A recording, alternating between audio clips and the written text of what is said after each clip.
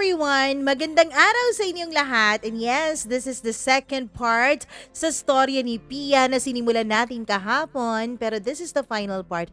Medyo mahaba po ito, so bear with me. Tapusin natin ito ngayon talagang araw na ito. Yes, wag na nating ipagpabukas pa.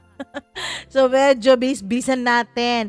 Hello nga pala ako doon sa ating mga suki, talagang tagapakinig na lagi naman talagang nandyan para sa ating lahat. Hi kay Angelita Villapuerte, maraming salamat. Dagoplo Evelyn, thank you so much. Reynaldo De Vera, maraming salamat. Joshua Liadones, salamat sa pakikinig. Yen Torrejidor, Chrislyn Cabael, all the way from Alcala, Pangasinan. Hello sa kaniyang pamilya dyan. Walk by Faith, maraming salamat pa. Shout out raw siya kay Jeloy Aguilar kasi birthday niya nung December 10. Happy birthday and Merry Christmas sa inyo. Hi din kay Charlene Baclohan. Maraming salamat Alda Amascual, Margie Flores. Thank you so much sa pakikinig. Chabusor Orbita or Chabush Orbita, maraming salamat. Hello rin kay Annalyn Cabe, maraming thank you. Jinky Beruela, maraming salamat din. Neriza Quezo, hi sa iyo. Sally Buma, maraming salamat sa pakikinig. Ang ambisyosang singer, maraming salamat din at lagi kang nandyan. Nako naman. Hi kay Rhea de la Peña, maraming salamat po.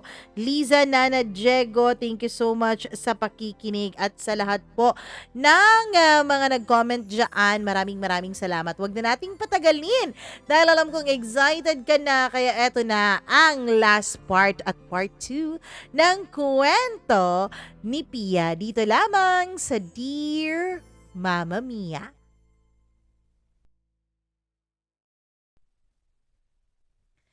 Nag-propose nga talaga si Graham sa akin. May bit-bit pa siyang flowers at chocolates, Mama Mia, at meron siyang maliit na black box. Nung makita ko ang box na yon, I already anticipated what's going to happen next. Hindi ko na maalala exactly yung sinabi ni Graham habang nakaluhod siya sa harapan ko. Basta ang naintindihan ko lamang ay how much he loves me and how much he wanted to spend the rest of his life with me. Yun bang kada lingon mo sa paligid mo ay uneasy ako, but I said yes to Graham. At sinuot niya yung singsing sa aking palasingsingan. I never imagined myself that time, Mama Mia. I was only 21 at wala pa akong naabot sa buhay ko. Hindi ko pa natupad ang mga pangarap ko sa sarili ko, but I said yes to Graham's marriage proposal. Umuwi yung mga kapatid ko, pati na rin ang papa at tita ko, Mama Mia. Hindi rin naman sila pumalag nung umuo ako dahil ang sabi nila ang importante daw ay masaya ako. Kung masaya ako sa desisyon ko ay masaya na rin sila. Nagkasama kami ni Graham sa resort just 5 minutes away from the restaurant kung saan kami kumain ng dinner. I can see and tell Graham was the happiest man. Nagtanong ako sa sarili ko kung masaya ba ako, kung tama ba ang desisyon ko. I told myself, ano pa bang hinahanap mo, Pia? Gwapo si Graham, syempre. May lahi. Mabait din siya at mabait siya sa pamilya ko. Actually, Mama Mia, siya rin ang nagsuporta sa akin para sa pag-aaral ng mga kapatid ko. Gusto ko sanang bumalik ulit sa pag-aaral ko ng nursing kasi 1 taon lang naman ang kulang ko. Pero medyo matigas kasi ang ulo ko, Mama Mia, at ayokong nagpapagastos ako sa lalaki. I am strong, independent woman. Habang nasa kwarto kaming dalawa ni Graham ay napaka-sweet niya sa akin. Tight hugs, tapos Mama Mia, yumayakap-yakap siya at kumakandong papaminsan-minsan. Ang dami naming mga intimate moments pero hindi talaga kami dumating sa punto kung saan ay tuluyan akong nakuha ni Graham. Sabi niya he respects me so much that we will get there when I'm ready. Kontento na raw siya, Mama Mia, sa kaniyang sariling mga palad. Napakabait niya. I don't know pero hindi ko talaga kayang ibigay ang sarili ko sa kanya. Lagi akong nag-overthink. What if tulad ni 30 ay mawala siya bigla? What if i-ghost din niya ako pagkatapos niya ako makuha, or worse baka mabuntis niya ako? San ko siya hahagilapin? Yan lagi ang pumapasok sa isip ko. We shared our intimate times together pero hanggang hawak lang talaga ako sa kanyang pagkalalaki para matulungan siyang makarating sa ikapitong ligaya. Masama ba akong fiancé, Mama Mia? Like I said, I was young. Marami pa akong gustong mangyari sa buhay ko nung mga panahon na yon. Sakto naman, Mama Mia, na kinabukasan ay day off ko kaya naman nag-celebrate kami ng konti ni Graham sa first night namin bilang engaged couple. Nag-whiskey shot, ako naman ay nag-flavored beer lamang. Naka 4 shots siya ng whiskey pagkatapos ako ay naka2 bottles of flavored beer. Inaya niya akong bumalik na sa kwarto namin kasi medyo tipsy na raw siya at may schedule pa siya ng video call sa mga anak niya para i-inform na engaged na kaming dalawa. Nag-aantay daw kasi ang mga ito ng balita. So ayun na nga, nag-Skype kami kasama yung dalawa niyang anak habang yung ex-wife niya ay nasa paligid lamang. Okay naman kaming dalawa ng ex-wife ni Graham at isa pa, Mama Mia, ay may bago na rin itong love life. Masaya yung dalawang boys niya sa balita na ikakasal na kami.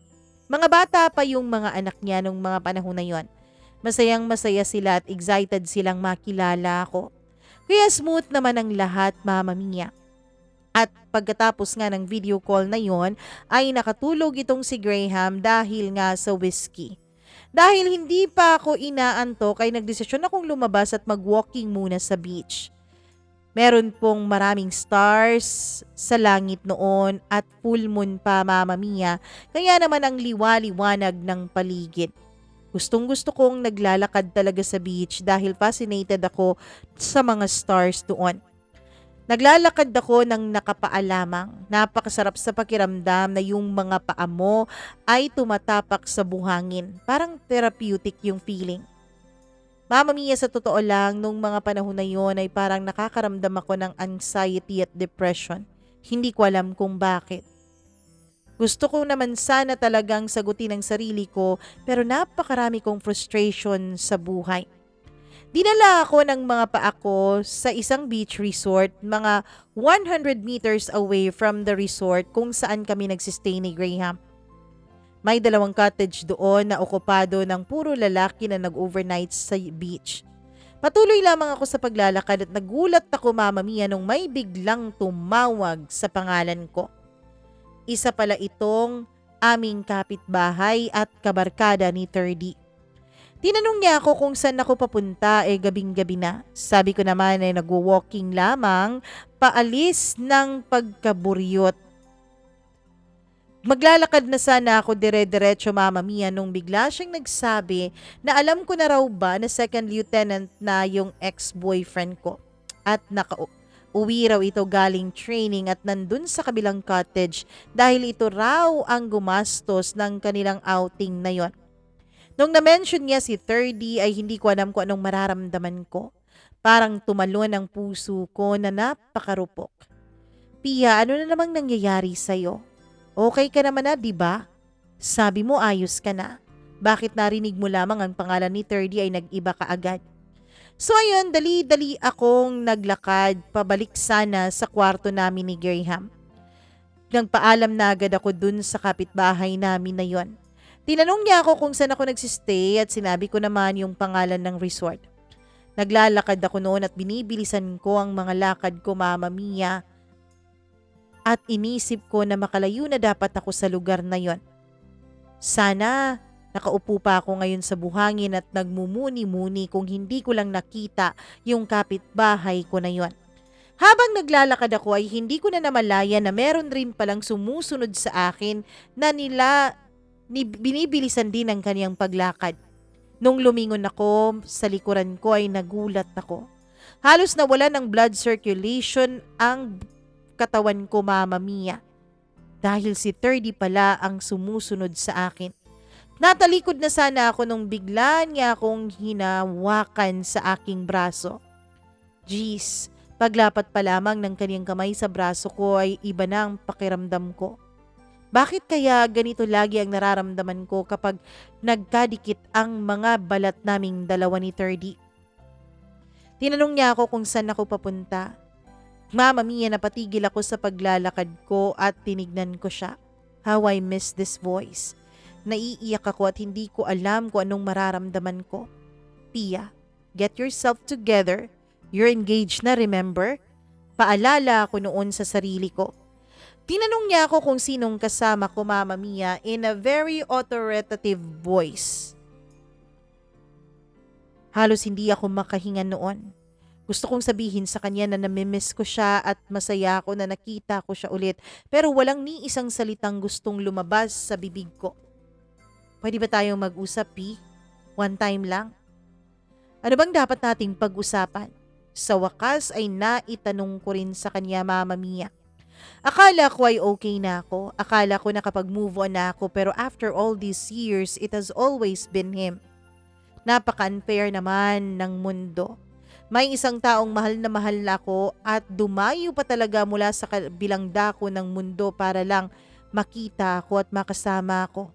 Pero isang hawak lang ni 30 sa aking braso ay nag-iiba na naman ang usapan.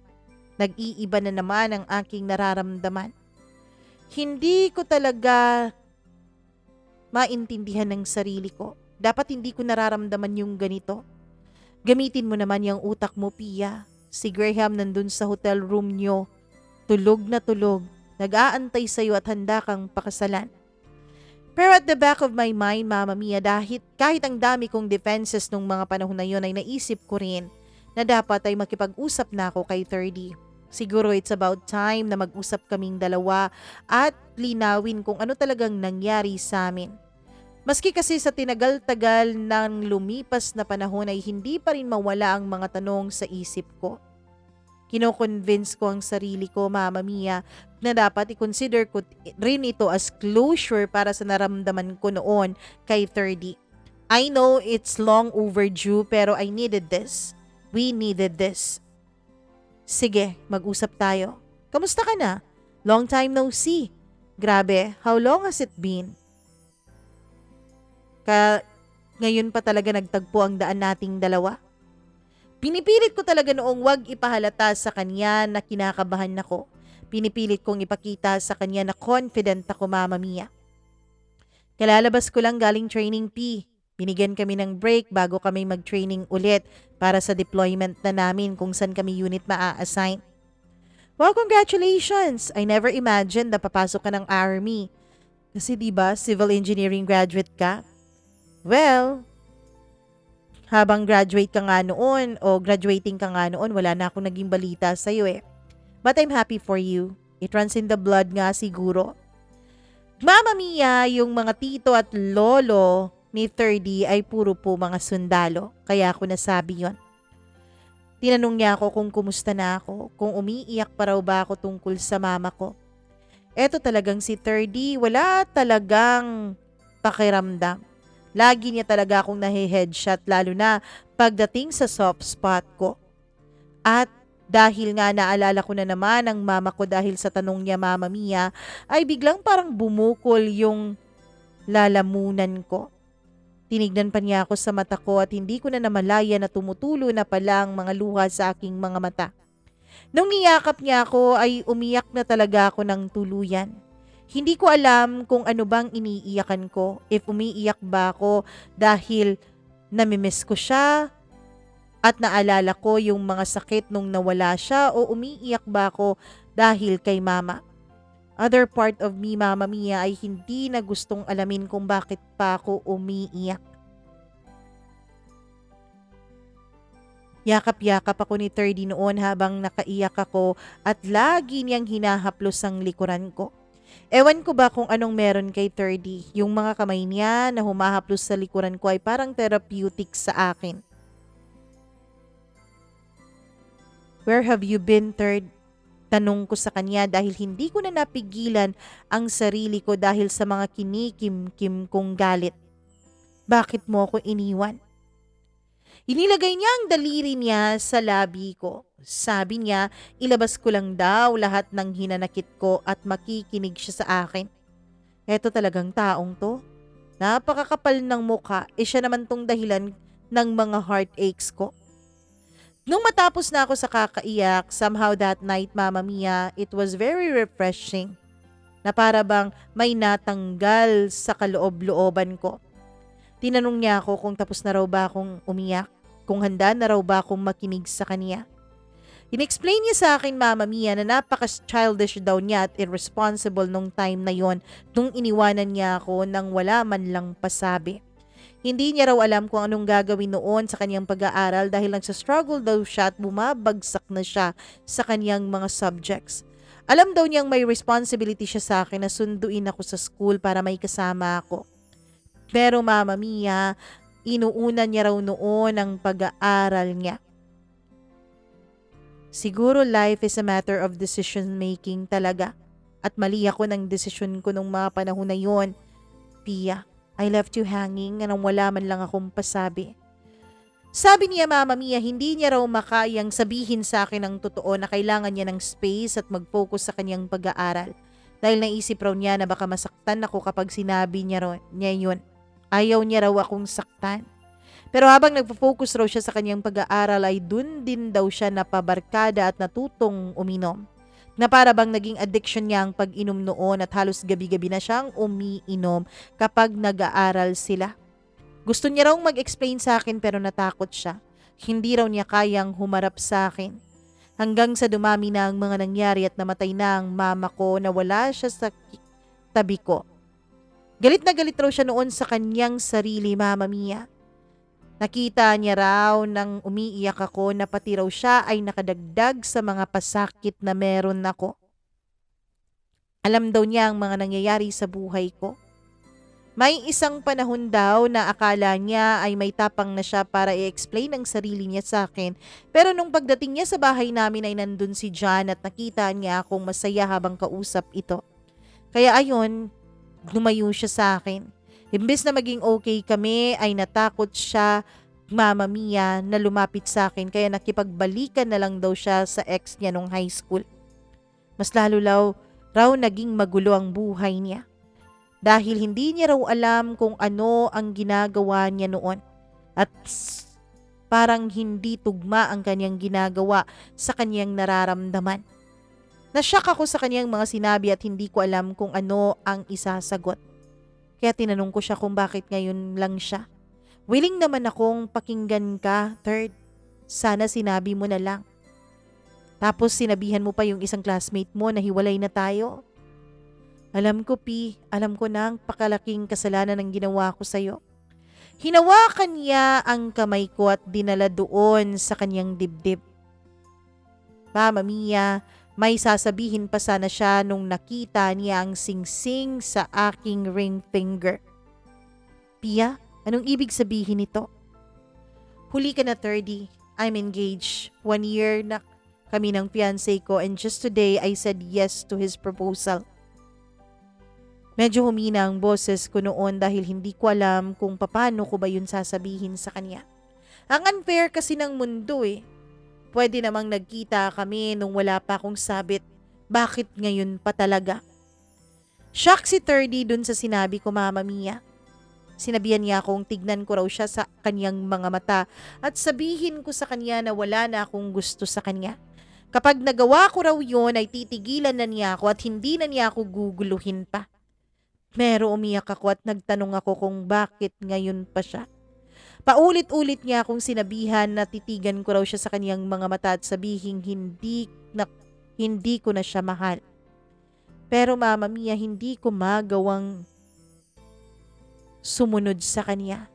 Kapag tinitignan ko siya ay bumabawi rin ako ng tingin kasi naiiyak ako hanggang sa umiyak na nga ako ng tuluyan. Hinawakan ako ni 30, Mama Mia, at hinila niya ako at sumunod na lang din ako sa kanya. Nasaan bang utak mo, Pia? Bakit ngayon sunod-sunuran ka lang dito sa lalaking ng ghosting sa'yo? Inisip ko noon na baka i-ghost niya ulit ako pero at the back of my mind, bahala na. Bahala na kung saan ako dalhin ang emosyon ko. Dinala ako ni 30 sa parking area ng beach. Dun sa kanilang pinag-outingan, Mama Mia. Lumapit kami sa kanyang motor at pinasakay niya ako at pinasuot ng kanyang helmet. Saan tayo pupunta? Tanong ko. Hindi na kita bibitawan pa, Pia. Hindi ko na bibitawan ang chance na ito. Seryosong seryoso si 30 habang nagmamaneho. Nasa 15 minutes sata ang biyahe namin noon at dinala ko ni 30 sa isang inn. Nako, inn talaga? Pero alam nyo, nangingibabaw pa rin noon ang nararamdaman ko kaya sumama pa rin ako kay 30. Bahala na. Naisip ko noon si Graham na nandun sa hotel pero Mama Mia, kahit magalit pa kayo sa akin dahil iniwanan ko ang fiancé ko at sumama ako sa ex ko na nang-ghost sa akin, ay wala na akong pakialam. Imagine, inuna ko noong gabing yon ang landi ko. Mama Mia, paminsan, kahit pa nga gaano tayo katalino pero pagdating sa usaping puso ay para talaga tayong nababaliw at nabobobo dahil inuuna natin ang ating mga emosyon.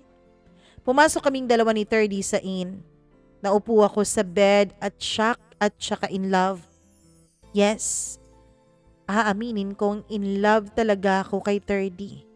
Alam kong mahal ko talaga siya dahil isang tingin pa lang, isang tawag pa lang at isang kita ko pa lang sa mukha niya ay talagang nadadala na ako.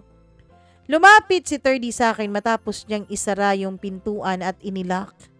Eto na ba talaga to? Yun ang pumasok sa isip ko. Sorry sa lahat-lahat, Pia. Alam kong hindi enough ang sorry ko para malaman mo kung gaano ko pinagsisihan ang lahat ng mga nagawa ko sa iyo sa mga panahong ang dami-dami mong pinagdadaanan.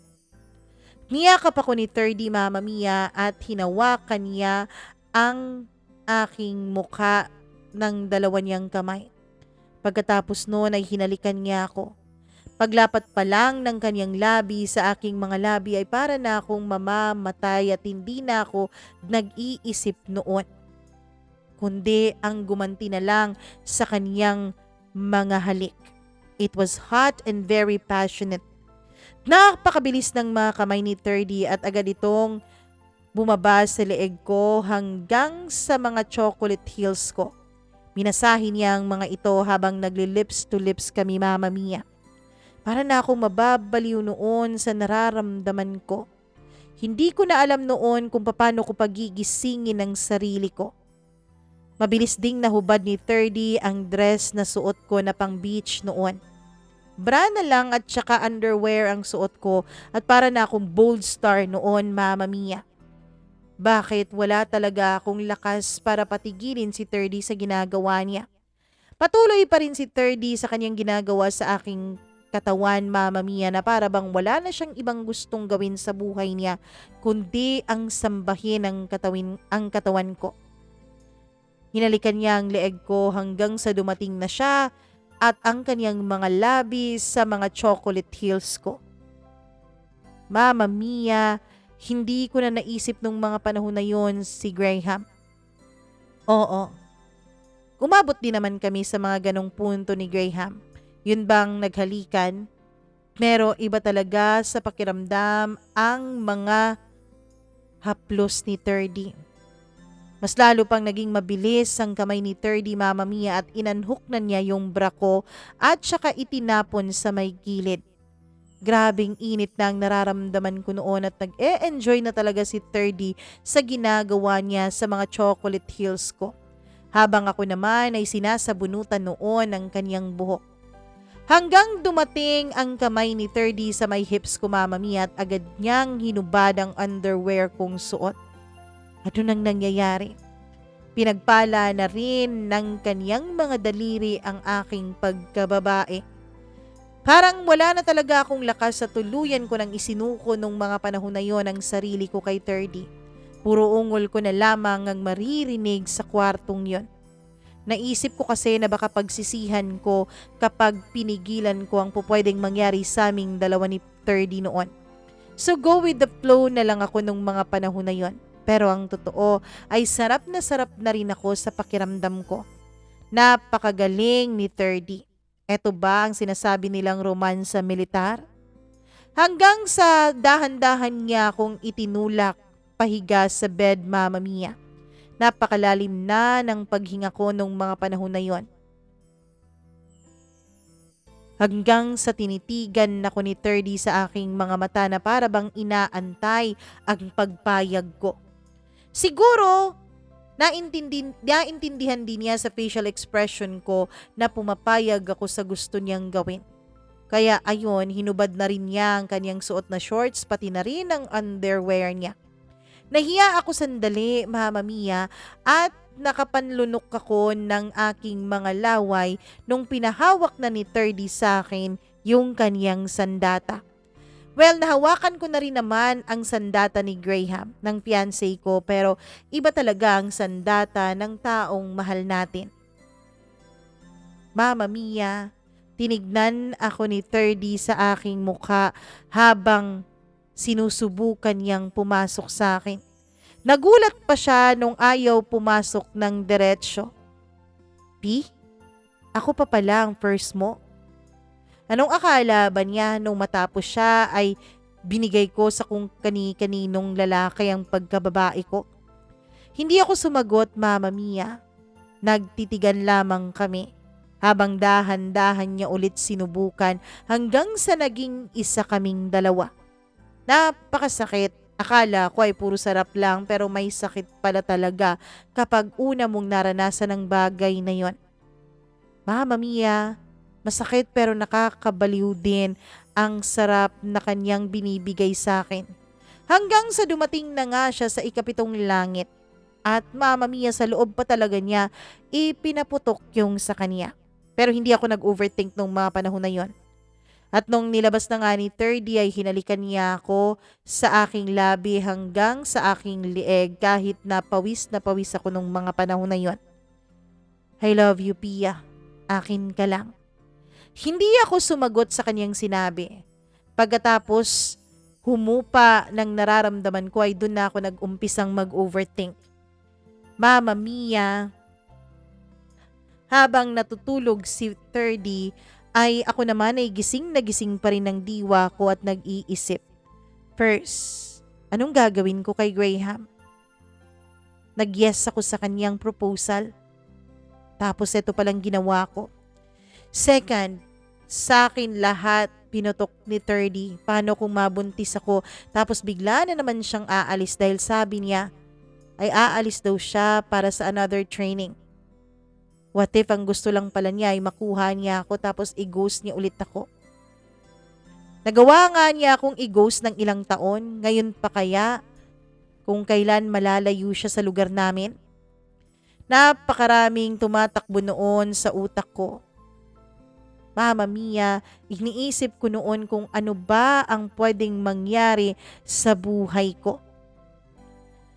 Matapos naming ginawa yun 30 ay doon na talaga nag-umpisang manakit ang ulo ko. 1 million reasons to overthink and to get paranoid. Pero nung hinila ako ni 30 at pinaunan niya ako sa kanyang balikat at niyakap niya ako na para bang takot na takot siyang mawala ako. Ang puso ko ay parang unti-unting natutunaw at nawawala ang lahat ng pagdududa nito. Yun ba talagang nararamdaman mo parang safe na safe ka habang nasa balikat at dibdib ka ng taong mahal mo that time? Ganun na ganun ang naramdaman ko, Mama Mia. However, the other side of me ay nag-iisip at nakokonsensya sa ginawa kong pagkakasala kay Graham. Kasalanan ba talagang magmahal? Kasalanan ba talaga kung after all these years ay si 30 pa rin ang nasa puso ko?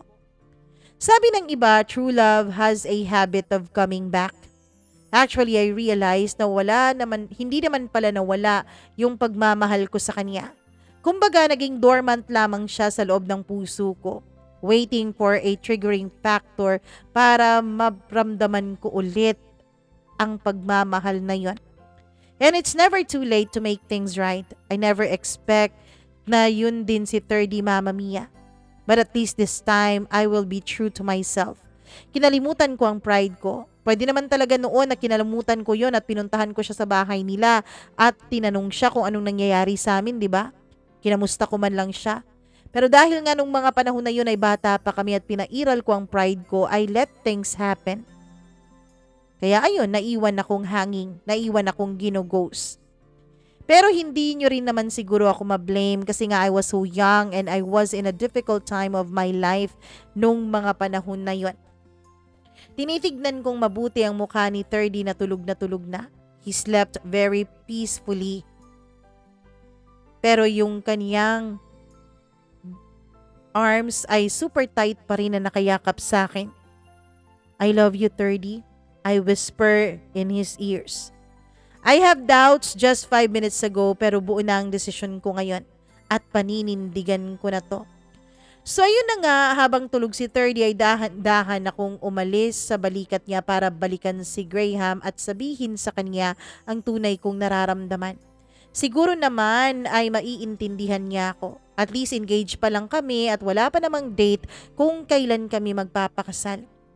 Pia, get a grip. Kaya mo yan. Pangungumbinsi ko sa sarili ko. Kaya ang ginawa ko, Mama Mia, kinuha ko ang cellphone ni 30 na nasa bedside table at denial ko yung number ko at sinave ko yun doon. Kasi nga hindi ko dala nung mga panahon na yon ang cellphone ko. Pagod na pagod si 30 and he didn't even notice na umalis ako. Bumalik ako sa resort kung saan nagsistay si Graham. It was around 4 a.m. na at that time. Gising na si Graham, Mama Mia, at nagising raw siya dahil tumunog yung cellphone ko kasi nga denial ko yung own number ko gamit ang cellphone ni 30 kanina. Pagpasok ko, nagtanong agad si Graham kung saan ako galing. Sabi ko ay lumabas ako at naglakad-lakad sa beach dahil napakaganda ng buwan. Sana raw sinama ko siya para raw magka-moment kaming dalawa doon. Napakaganda daw maglakad habang magka-holding hands kami under the bright moonlight. Goodness, naawa na naman ako sa kanya. Even before, ay napaka-sweet ni Graham sa akin. Pero sa totoo lang ay go with the flow lang talaga ako. Pero kapag nasa public kami ay uneasy ako dahil nga siguro sa age gap naming dalawa. Nakatulog kami ulit ni Graham. Nagising ako nung nagre-ring ang cellphone ko. Mama Mia, pagtingin ko sa cellphone ko ay 15 missed calls at 5 messages. Si 30 ang tumatawag. Pia, nasan ka? Bakit mo ako iniwan dito? Pia, please answer my call. Nasan ka ngayon? Pupuntahan kita. PI naman, Pia. Sagutin mo kung nasaan ka. Please let me know kung nasaan ka at pupuntahan kita sa bahay niyo. Si Graham nung mga panahon na yon ay nasa loob ng shower. Mama Mia, hindi ko sinabi kay 30 kung nasaan ako dahil ayokong magpang-abot silang dalawa ni Graham. Problema ko si Graham kaya ako ang dapat na sumalubong at humarap dito. Siguro feeling entitled talaga itong si 30 kasi syempre sinuko ko na sa kanya ang West Philippine Sea ko. Feeling niya siguro ay siya nang may-ari sa akin at hindi ko naman siya ma-blame.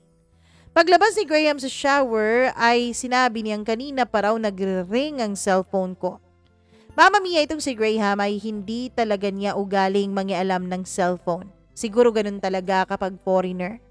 Sinabihan ko na lang sa kanya na kabarkada ko yon at sinabing pupunta ito ng bahay. Nagsinungaling ako. Pero I know guilt was written all over my face. Dahil nga hindi ako makapagsalita ng maayos noon. Sabi ni Graham ay mag-jet ski daw kami at papuntahin ko raw doon ang mga kapatid ko at si Papa. Sabi ko naman ay uuwi ako para kumuha ng damit at isasama ko sila pabalik. Mama Mia, wala talagang pag-alinlangan si Graham. Pinayagan niya ako. Hindi niya alam na guilty talaga ako sa panluloko sa kanya. Pag-uwi ko ng bahay ay nagulat ako dahil nandun na si 30 at kausap ang papa ko. Ano ba tong kabaliwan mo, Pia? Ayusin mo nga yung sarili mo, sabi ni Papa. Ano bang sinasabi ni 30 kay Papa? Sa totoo lang, Mama Mia, ever since my mama died ay hindi na magandang relasyon namin ng Papa ko. Galit ako sa kanya sa pagiging babaero niya. Siguro it's his coping mechanism sa kanyang grief ng pagkawala ni Mama. Pero to the point na halos wala na siya lagi sa bahay at ako na lang ang naiiwan para sa mga kapatid ko. Yun ang ikinagagalit ko kasi naging magulang ako bigla sa aking mga kapatid. Pwede ba pa? Huwag mo muna akong sermonan. Third, sana nag-antay ka ng reply ko. Pagkasabi ko noon ay umalis si Papa. Anong reply, Pia? Ilang beses akong nag-attempt na tumawag at mag-text sa'yo wala akong reply na natanggap sa'yo. 30, pwede bang bigyan mo ako ng panahon para i-fix ang lahat? I-fix natin tong dalawa, P. Please, tayong dalawa ang umayos nito. Huwag mo naman akong i-outcast. Hindi ganyan kadali ang gusto mong mangyari dahil may masasaktan akong tao. Masasaktan ko ang taong walang ibang intensyon kundi mahalin ako at ang pamilya ko. Mahal din naman kita, Pia, at handa akong mahalin ka pati pamilya mo. Ever since alam mo yan. Actually, I forgot about it the moment you left me hanging. Ayun na, lumabas na ang mga sumbat sa bibig ko. Alam mo ba kung anong natutunan ko after nang nangyari sa atin, 30? Hindi siya sumagot, Mama Mia. Aminado ako dyan, Pia. Nakikita ako na ang frustration sa kanyang mukha. I wanna make things right. Hindi ako pwedeng mawala sa buhay mo, not this time. Pinagsisisihan ko na talaga yon. Dagdag pa niya. Nilapitan ko siya at hinawakan ko ang mukha niya. Pagkatapos ay siya naman ang humawak sa mukha ko. Please, Pia. Huwag mo namang ipagkait sa akin ang lahat na ayusin ito. Umiyak na naman ako noon, Mama Mia. Ewan ko ba kung bakit talagang iyakin ako pagdating kay 30. Bigyan mo lang ako ng panahon, 30. At sasabihan agad kita na okay na. P, konti na lang ang natitira sa break ko. 2 weeks lang, balik na agad ako. At in a year na ulit ako magkakaroon ng privilege para maka-RNR. Ano, 1 year ka na namang mawawala? Hayos, himatayin ako noon sa pagod. Gusto sana kitang isama. Gusto kong kasama kita lagi at ayoko nang mawala ka. Trust me, sobra ang naging paghihirap ko na para akong tinutorture nung mga panahon na wala ka sa buhay ko. 30, natiis mo nga ng ilang taon na wala ako, 'di ba? Nasaan yung foreigner mo? Sabi ni 30. Alam niya, Mama Mia, ang lahat tungkol sa akin dahil sabi niya, sinabihan raw siya ng mama niya at ina-update tungkol sa pangyayari ng buhay ko at ng pamilya ko. Sabi ko nandun si Graham sa hotel at babalikan ko siya doon para kausapin. Gusto sanang sumama ni 30 pero sabi ko ako na lang muna. Umuwi na lang muna siya at magte-text ako sa kanya. Mama Mia, pinilit pa niya talaga ako na sumama siya dahil paninindigan raw niya ako kung ano man daw ang maging resulta ng ginawa namin kagabi. Mama Mia, si 30 po ay hindi yung klase ng tao na nag-I love you mayat maya. Ang kanya pong love language ay acts of service at physical touch. Buti na lang at pumayag si 30 na umuwi na lang din sa kanila. Ako naman ay humiga sa kwarto at talagang nakatingin lang sa kawalan at stress na stress noon sa kakaisip kung ano ba ang gagawin ko. 15 minutes siguro akong nakahiga hanggang sa bumangon ako at naligo na at nagdesisyong ayusin ko na agad ito ASAP. Pagkapaligo ko ay bumalik na ako sa resort. Hindi ko dinala ang mga kapatid ko pati na rin ang papa ko na siyang tugon sa akin ni Graham. Pagdating ko sa kwarto ay ngumiti agad si Graham at niyakap-yakap niya ako na napaka-sweet. Hamantalang ako noon ay nagigilty na naman sa pagtataksil ko. Humalik si Graham sa akin at hindi ko na talaga napigilan at lumayo ako sa kanya. Nagtanong siya kung anong problema. I need to tell you something, sabi ko. What's wrong? Are you okay? May sasabihin ako sa'yo. Sana mapatawad mo ko. Hindi ko maalala kung ano yung exact words na sinabi ko, Mama Mia, pero ito talaga yung buod ng mga pinag-usapan namin. Sabi niya, masayang-masaya raw siya nung umuo ako sa kanyang proposal last night. Nagtanong siya kung ano raw bumabagabag sa akin. Sabi ko naman ay napakahirap talagang umamin. Hey, what are you talking about? I know last night was overwhelming, babe. Sorry if I was in a rush, ha? But everything's okay, right? What seems to be the problem? Hindi na ako nakatiis at naibulalas ko na sa kaniyang I'm in love with someone else. Ayun, nasabi ko na rin. Alam kong masakit na masakit ang sinabi ko.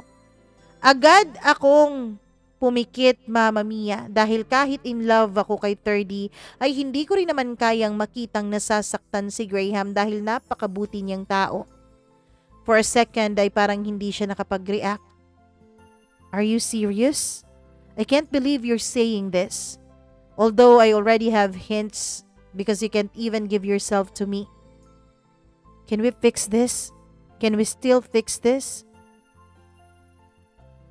Graham, you did nothing wrong. Me loving someone else doesn't mean you are less of a person. You are perfect. It's me, Graham. I need to fix myself. I am telling you this right now because I don't want to mislead you anymore. I've loved you, yes, that's true. But not as much as I love him. In our lifetime, they say there's always someone we don't want to get away. And that's him for me. I'm sorry, Gray. Sorry.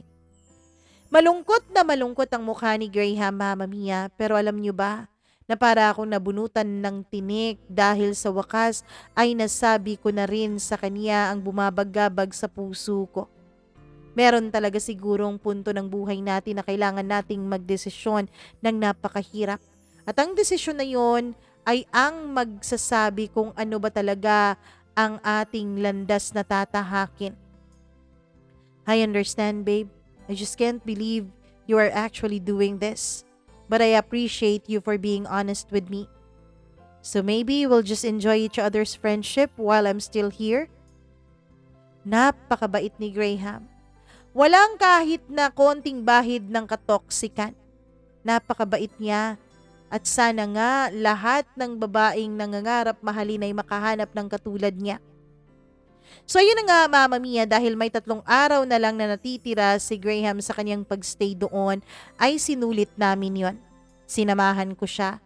Napakahilig ni Graham mag-jet ski at mag-rafting kaya yun ang mga ginawa namin.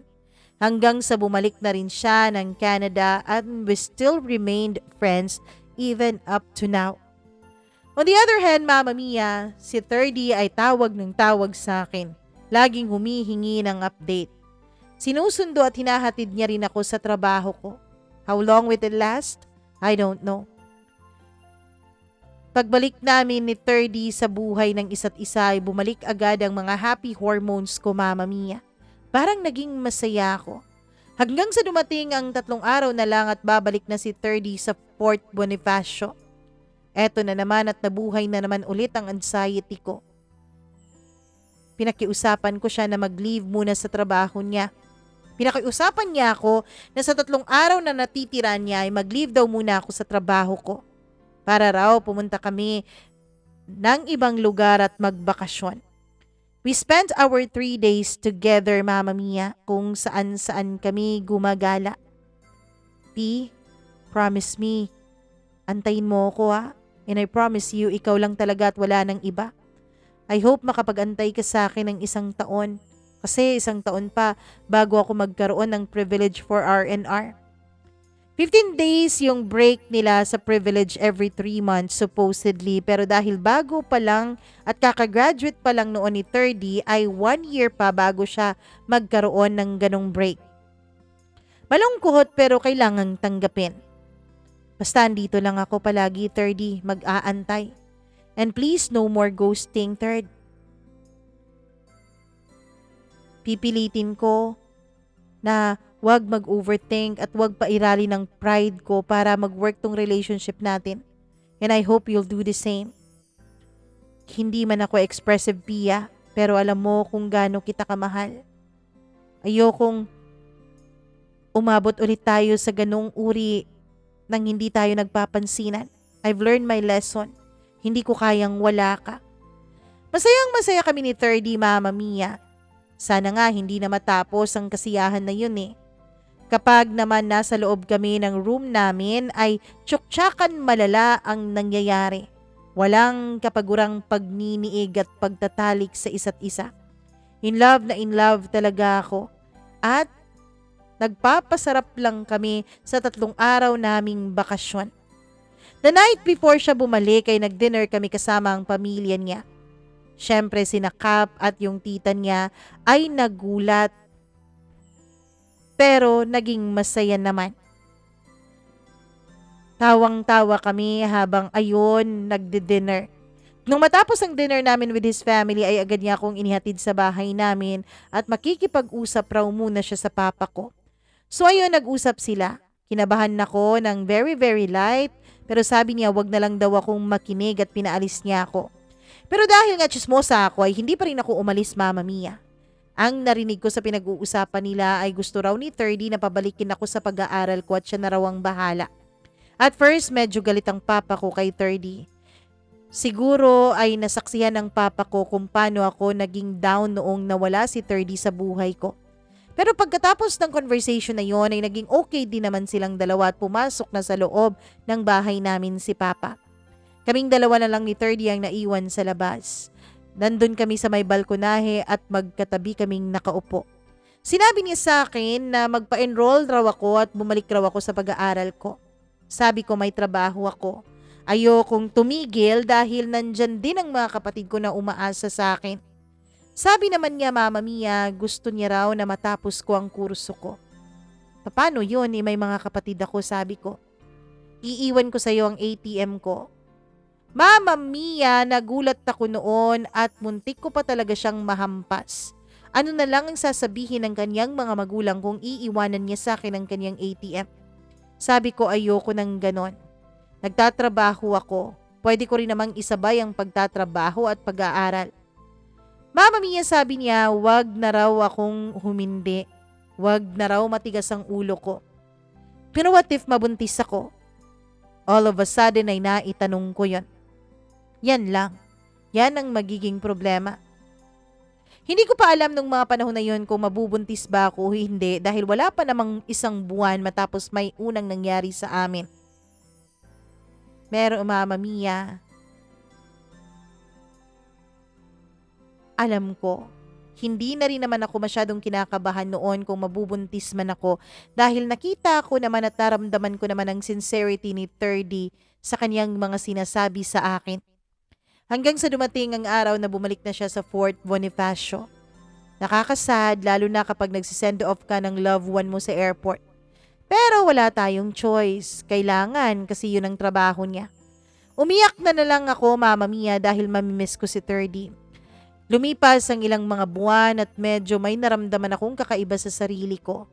Hanggang sa Mama Mia, nag-take ako ng pregnancy test dahil parang alam ko na kung anong meron sa akin. At yun nga, Mama Mia, nabuntis ako. Agad kong tinext si 30 na mag-video call kami kapag tapos na ang trabaho o training nila dahil may sasabihin ako sa kanya. Mama Mia, napakahirap. 6 p.m. supposedly matatapos ang training nila pero 6:30 na nung nag-online itong si 30 kaya medyo nairita ako. Oh, bakit malungkot yung maganda kong girlfriend? Pati niya agad sa akin dun sa video call. Wala, nakakainis ka. Para akong nagtatantrums nung mga panahon na yon. Siguro dala na rin ng hormones kasi nga buntis. Mama Mia, agad kong pinakita sa kanya ang resulta ng pregnancy test kit na dala ko.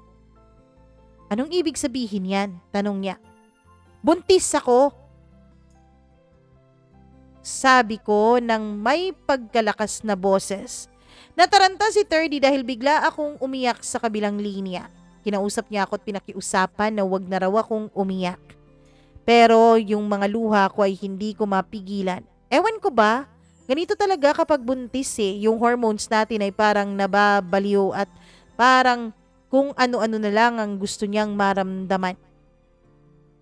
Mama Mia, sabi niya sa akin wag raw akong umiyak dahil papupuntahin niya raw bukas ng lunchtime ang mga magulang niya sa bahay namin. Wag na raw din akong magluto dahil magdadala lang daw ang mga ito ng pagkain. Sabi ni 30 na ipag-book ko raw siya ng tiket sa susunod na weekend dahil uuwi raw siya. Pero uuwi din siya kapag Sunday para lang maayos ang lahat sa amin. Natigil ako sa pag-iyak ko, Mama Mia, at sumakay na ako papunta sa work ko. Habang nasa jeep ako ay nag-isip ako, tama ba ito? Ito bang buhay na ginusto mo, Pia? Eto ka ngayon buntis pero yung papa ng pinagbubuntis mo andun sa malayo. Pinigilan ko ang sarili kong mag-isip ng masama. Positive and happy hormones lang dapat. Nag-text si 30 sa akin at nakabalik na raw siya ng barracks. Mama Mia, kinabukasan ay dumating ang mama at papa ni 30 sa bahay namin. Pedro, sabi niya sa papa ko, buntis itong si Pia. Kami nga pinapunta ni 30 dito para ipaalam sa iyo na pananagutan niya si Pia. Uuwi siya sa susunod na linggo. Tinignan ko si Papa at tinanong niya ako kung totoo bang buntis ako. Sinagot ko naman ng oo. Sabi ko sa PT pa lang pero bukas ay magpapacheck up ako. Sumabad naman ang mama ni 30 at sabi niyang sasamahan niya ako sa pagpapacheck up. Mama Mia, agad din namang natanggap ng papa ko ang pangyayari at sabi niya wala naman daw kami nang magagawa. Tinanong niya lamang ako kung anong plano namin ni 30. Sabi ko sa susunod na lang na linggo namin pag-uusapan dahil uuwi siya. Mama Mia, medyo may mapagbiro ang papa ni 30 na si Cap kaya ito ang naging dahilan kung bakit naging magaan ang pag-uusap na yon. Sabi niya ay malalahian na raw talaga sila ng maganda dahil nga nabuntis na ako ni 30. Nagtawanan ng lahat at naging masaya ako. At umuwi nga si 30, Mama Mia, Friday night at balik din agad siya sa Sunday afternoon sa Maynila. Napakagwapo nung paningin ko noon kay 30. Parang gustong-gusto kong lagi na lang siyang kasama. Sinabihan niya rin ako na dapat tumigil na raw ako sa trabaho ko dahil hindi raw yun makakabuti sa baby. Sabi ko naman ay may privilege naman sa pinagtatrabahuan ko ang mga babaeng buntis at pwede namang magpa-assign kami ng umagahan pero ayaw pa rin ni 30. Hanggang sa napag-usapan namin na magpapakasal kaming dalawa. Wala nang proposal na mangyayari, diretso na kaming nagdesisyong magpakasal. Civil wedding daw muna ang gawin namin at yung parents niya ang kanyang ginawang punong abala sa pagpaplano na yon. December na lang daw kasi nga meron silang Yuletide break. So ayun, smooth naman ang takbo ng relasyon namin at inaasikaso naman ni na tita at ni Cap ang wedding namin. Dahil nga kaibigan naman nila yung mayor, so sabi ng mayor ay dadalhin na lang daw si mayor sa reception. Umuwi si 30 December 17 at kasal namin December 22. Masayang-masaya ang buntis noon dahil medyo malaki na rin ang tiyan ko nung mga panahon na yun, Mama Mia. Nung sinundo namin si 30 sa airport ay talagang napakalaki ng ngiti niya. Ako naman ay masayang-masaya na yumakap at humalik sa kanya. Hinalikan niya rin ang tiyan ko at hinalikan niya rin ang lips ko. Habang nasa likuran kami ng sasakyan nila, Mama Mia, ay naramdaman kong vibrate ng vibrate ang cellphone ni 30. Yung phone mo kanina pa bumavibrate. Hayaan mo na yan, mga classmates ko lang yan. Di naman yan importante. By the way, punta tayo sa prekana natin. Prekana o pre-marriage orientation and counseling. Kinabukasan ng schedule namin doon, Mama Mia. Oo, 9 a.m. bukas, sabi ko. Parang naramdaman kong hindi mapakali si 30, Mama Mia, at parang naaamoy ko na nababalisa siya. Pinasandal niya ako sa kanyang dibdib at yung left hand niya ay nasa likuran ko samantalang yung right hand niya ay humahaplos-haplos sa tiyan ko. Lagi niyang sinasabi sa baby na mahal niya kami. Kinabukasan, pre-kana namin kaya pinuntahan niya ako sa bahay gamit ang kanilang sasakyan. Hindi pa nag-umpisa yung orientation, yung cellphone ni 30 ay tunog na naman ng tunog.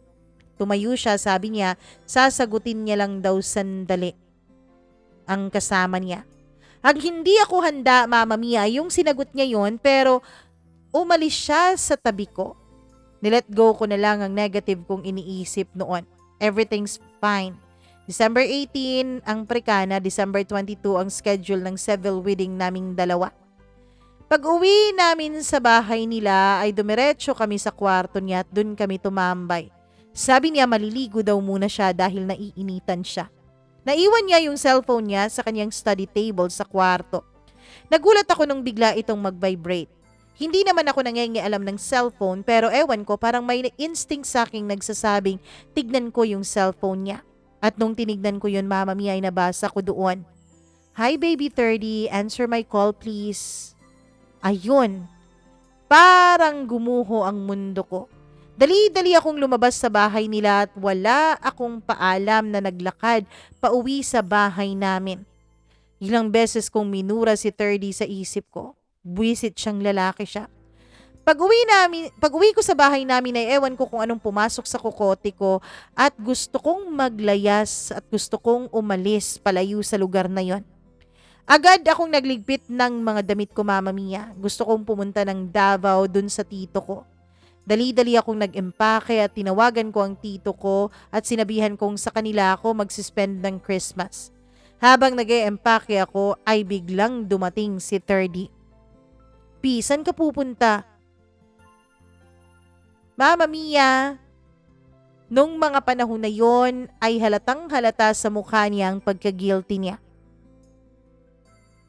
Huwag kang magpapakita sa akin. Ayoko makita yung mukha mo. For the first time, yung pagka-soft-spoken ko ay nawala at napasigaw ako ng konti.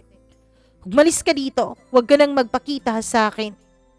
Doon na lumabas ang emosyon ko, Mama Mia, dahil sobrang disappointed ko talaga. Nagsisi ako noon kung bakit ko pa siya pinatulan. Ganito lang palang gagawin mo sa akin? Bakit ganyan ka? Bakit ganito lagi ang pinaparamdam mo? P, kung dahil ito dun sa nabasa mo, wala lang yun, P. Pakinggan mo naman ako. No! Umalis ka dito. Ayaw ka na naming makita ng anak mo. Hindi mo makikita tong anak mo. Mama Mia, pinuno ko na yung trolley bag ko ng mga damit ko na para bang wala na akong balak na bumalik. Bahala na, maglalayas na ako at aalis na ako sa lugar na yon. Tumayo ako at hinila ko na yung bag ko. Grabe, lumuhod talaga si 30 sa akin at para na itong bakang umiiyak at humahawak pa talaga sa binti ko. Pia, wag mo naman akong iwan. Wag niyo akong iwan ni baby, hindi ko kaya. Umiiyak na rin noon si 30. Mama Mia, gustong gusto ko nang maiyak nung mga panahon na yon pero pinigilan ko ang sarili ko. Disappointed na disappointed ako sa kanya at galit na galit ako sa kanya. Sabi ko, hindi ko na pag-aaksayahan pa ni isang patak ng luha ang lalaking ito. Bitawan mo ko at umalis ka dyan. Galit na galit ako at sinipa ako siya para lang makabitaw siya sa aking mga paa. Ewan ko pero napakalakas ko nung mga panahon na yon. Tumunog ang cellphone ko at tumatawag yung tito ko kaya naman na-pause sandali yung scene naming dalawa ni 30. Sinagot ko yung tawag at tinanong ako ng tito ko kung anong oras raw ako aalis. Binigyan niya ako ng instruction dahil first time ko po yung magbiyahe papuntang Davao. Si 30 naman ay umalis sa bahay, lumabas at wala na akong pakialam kung saan siya pupunta. Bahala na siya sa buhay niya. Hinila ako dali-dali yung trolley ko at lumabas ako. Punong-puno yun ng mga damit ko na para bang wala na akong balak na magbalik. That time, nakapag-desisyon na talaga akong umalis. Naglakad ako papuntang highway, Mama Mia. Si 30, ewan ko kung saan siya pumunta. Doon na umpisang tumulo ang luha sa mga mata ko. Halos hindi ko na makita yung daan dahil sa sobrang dami ng luhang nag-uunahang pumatak sa aking mga mata. Pagdating ko ng highway ay nakatayo ako doon ng siguro mga 10 to 15 minutes bago ako nakasakay ng taxi. Habang nasa taxi ako ay napakarami kong naiisip. What went wrong? Ano bang nangyayari sa buhay ko, Lord? Hindi ko na maintindihan kung bakit laging ganito na lang at nasasaktan na lang ako lagi. Nakikita ko yung taxi driver na tinitignan ako sa rear view mirror niya dahil nga umiiyak ako at buntis ako nung mga panahon na yon. Malaki na ang tiyan ko kaya halata na ito. Pagdating ko sa bus terminal ay may dalawang bus papuntang Davao, aircon at hindi aircon. Siyempre doon ako sa aircon sumakay, Mama Mia. Pero meron palang oras bago umandar paalis yung bus. Habang nag-aantay ako at nakaupo lang dun sa bus ay lagi kong iniisip ang mga nangyari at iiyak na naman ako. Ilang sandali pa, Mama Mia, ay sumakay ng bus si 30 at nilapitan ako. Pia, bumaba ka dito at mag-usap tayong dalawa. Huwag nang matigas ang ulo mo, huwag mo akong iwan. Ano pa bang dapat nating pag-usapan ha? Huwag mo na akong guluhin pa dahil pagod na ako sa'yo. Please lang, pabayaan mo na akong makalayo. Medyo nagke-create na kami noon ng scene sa loob ng bus, although tinatry ko pa rin kumalma dahil nakakahiya. Nilapitan na kami ng konduktor ng bus, Mama Mia. Sir, anong problema dito? Asawa ko to, boss. May problema lang kaming konti. Medyo doubtful noon ang konduktor dahil nakita niyang ayaw na ayaw kong sumama kay 30. Sir, wag niyo na lang pong pilitin si ma'am dahil mukhang ayaw niyang sumama sa'yo. Pinakita ni 30 yung kanyang ID sa konduktor, Mama Mia. Hindi naman ako manggugulo, boss. Kailangan ko lang talagang makausap ang asawa ko. Ewan ko pero biglang natakot yung konduktor at sa akin ito nakatingin. Ma'am, bumaba ka na lang muna. Kausapin niyo na lang muna si sir at pag-usapan niyo yung problema ninyo dahil nakakaaberya kayo ng biyahe namin eh. Paalis na kami at may iba naman kaming mga pasahero. Sa galit ko, Mama Mia, ay agad akong bumaba. Napakatalino talaga ni 30. Alam niyang mas may chance ang pakikinggan ko siya dun sa mga mataong lugar dahil ayaw na ayaw ko ng iskandalo. Agad niya akong hinila at kinuha niya ang trolley ko at bumaba na kami ng bus. Huwag ka nang manlaban, papi, para naman huwag tayong magka-iskandalo dito sa publiko. Pinapasok niya ako sa loob ng sasakyan. Kaya pala umalis siya dun sa bahay namin dahil dali-dali niyang kinuha yung sasakyan nila dun sa kanila. Alam niya sigurong hindi niya ako mapipigilan sa pag-alis ko noon kaya ang plano niya dun niya ako pipigilan sa terminal. Mama Mia, nung nakasakay na ako sa sasakyan sa front seat ay agad siyang dali-daling sumakay din sa driver's seat. Habang nagda-drive siya ay hindi ko siya tinitignan. Bigla na lang akong napaiyak. Agad niyang kinuha ang kamay ko habang nagda-drive siya. Pero hindi rin siya nagsasalita. Hindi rin ako nagsasalita kaya mas lalong lumakas ang pag-iyak ko. Tinigil niya ang sasakyan sa gilid ng daan at nag-hazard na lamang siya. Doon sa pwesto namin ay makikita ko na halos yung dagat. Huwag ka nang umiyak, please. Napakasakit pakinggan yung iyak mo eh. I know dahil to sa nabasa mong text. Pero hindi ko talaga sinasadyang masaktan ka. Sana naman pakinggan mo muna ako bago ka magdesisyong iwan ako. Ang mata ko noon ay nakatuon lamang sa dagat, malayo ang tingin ko. Like I said, wala na akong energy para makipag-usap pa sa kanya. Ang ginawa ko na lang nung time na yon ay nakinig na lamang sa kaniyang mga sinasabi at explanation.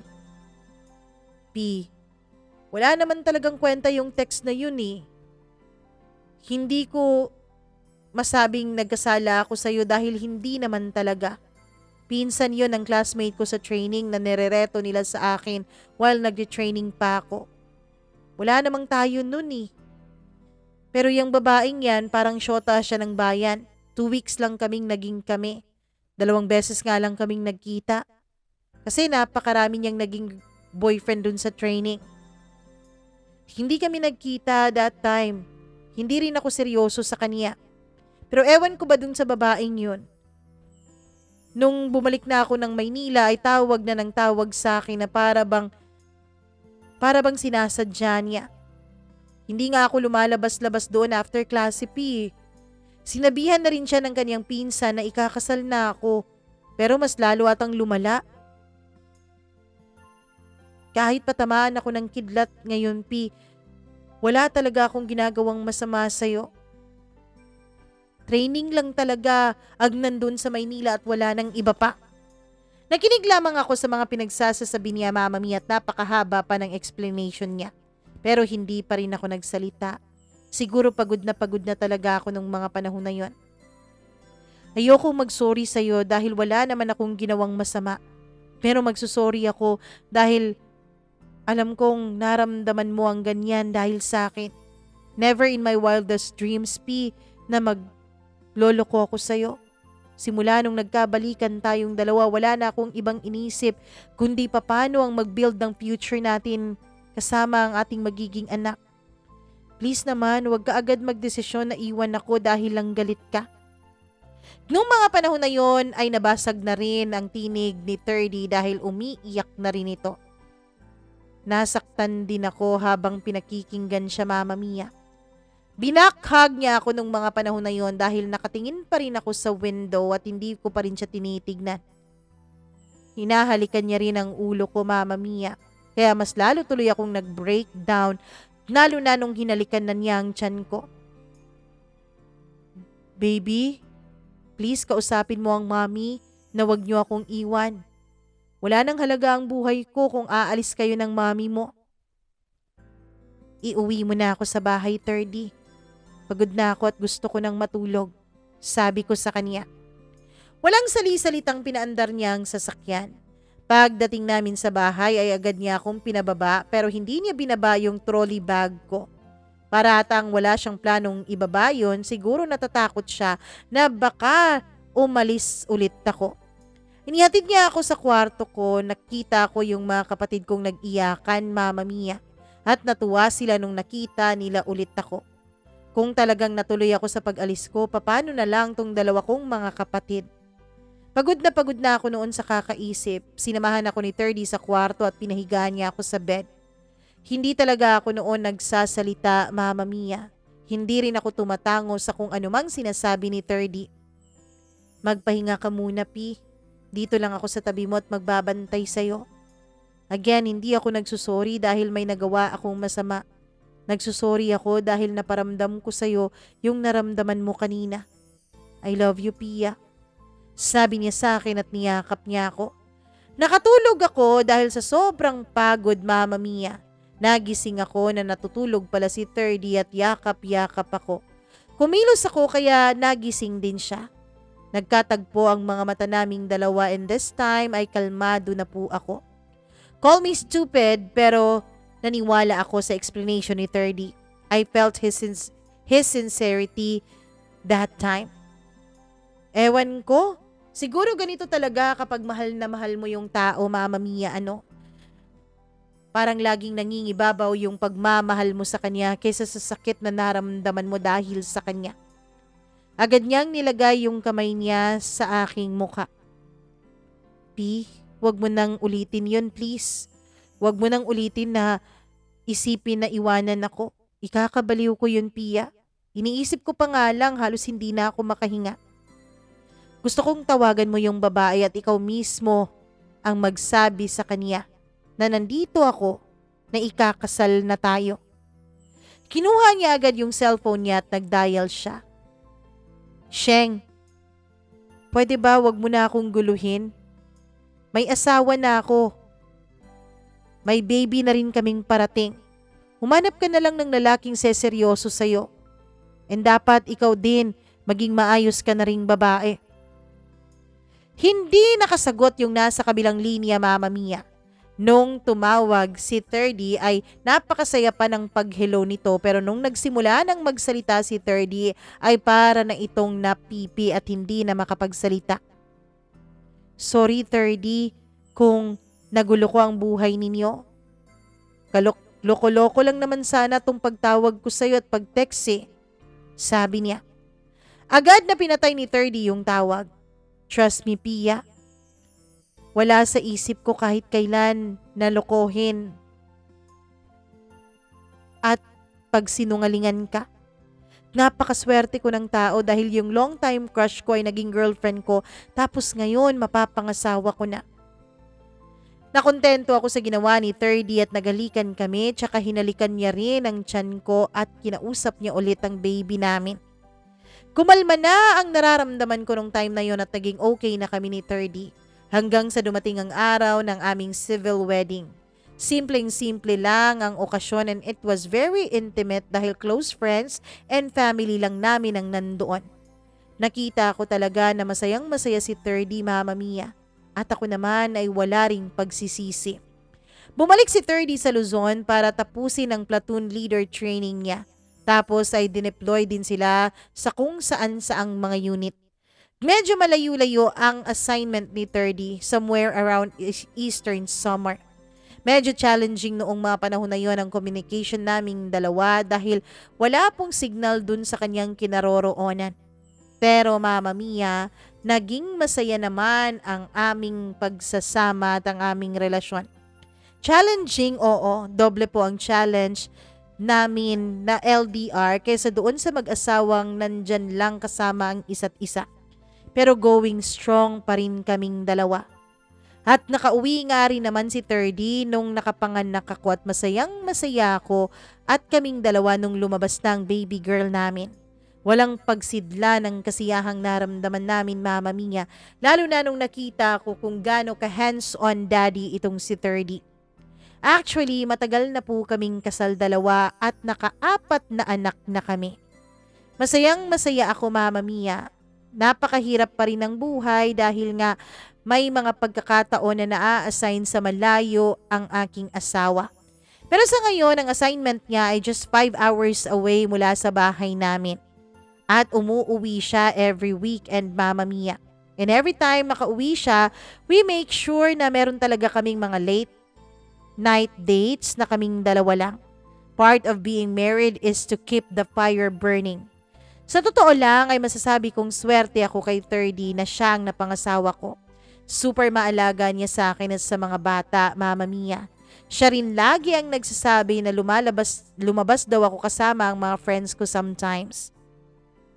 Ako nga naman, Mama Mia, ay nagsasabi din sa kanya na lumabas din at mag-spend time ng kanyang oras at panahon para sa kanyang mga kaibigan pero lagi niyang ini-insist na kaming magpapamilya lamang ang magkasama tuwing off siya sa kanyang trabaho. Napakabait po niyang asawa at napakabait din niyang ama. Mama Mia, para sa akin lang, 30 is a living proof that who had broken the spell ng mga sundalo. Kasi sabi nila, kapag sundalo, meron talagang mga pangalawa o pangatlong pamilya. Pero sa amin, never pa naman kaming nagkaproblema tungkol sa babae and still praying for temptation to stay away from our family. Siguro, Mama Mia, ang kwento ko rin ang nagpapatunay na wala naman sa propesyon ang pagiging manloloko o ang pagiging walang isang salitang lalaki o babae. Kahit ano pa ang propesyon mo, kung ganun talaga ang kinagisnan mo o kung ganun din talaga ang pagkatao mo at kung wala kang kontrol sa sarili mo at insecure ka, ay talagang mangangaliwa ka. Maraming salamat po, Mama Mia, at hanggang dito na lamang po itong kwento ng buhay ko. Lubos na gumagalang, Kat. Hanggang dito na lamang po itong kwento ng buhay ko at maraming salamat. Lubos na gumagalang, Pia.